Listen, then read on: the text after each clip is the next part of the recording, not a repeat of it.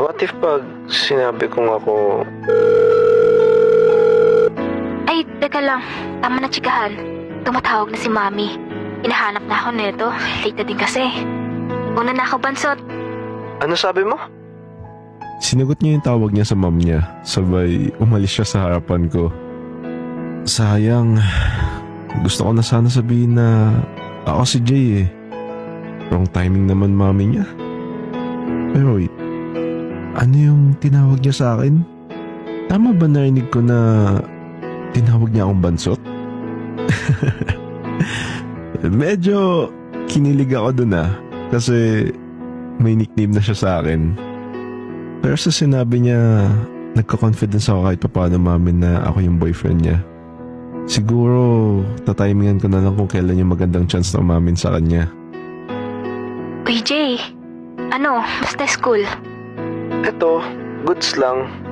Wala naman ulit ganap. Di ba yan? Laging walang ganap sa inyo.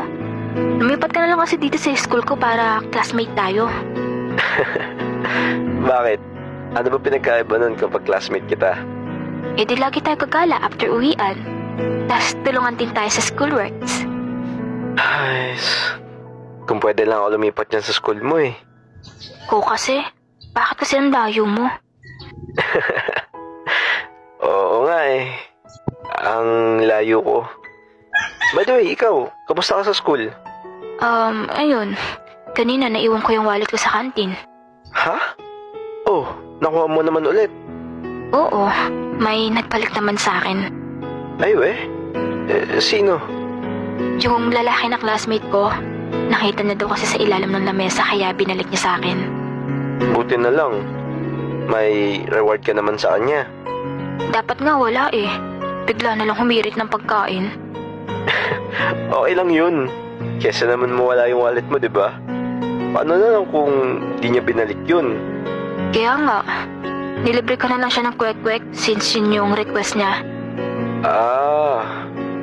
Sinamahan mo siya bumili? Dapat nga, hindi eh. Pero sabi niya mag-effort naman daw ako. Kaya sinamahan ko na lang siya sa labas ng school.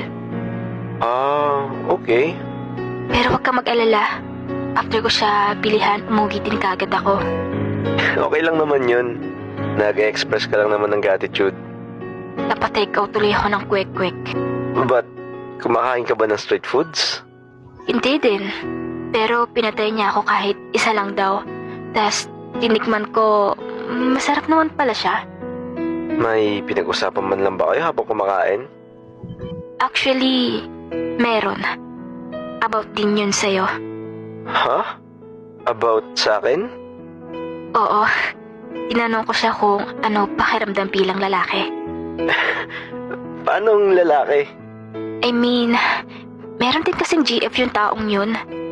Eh, LDR din kasi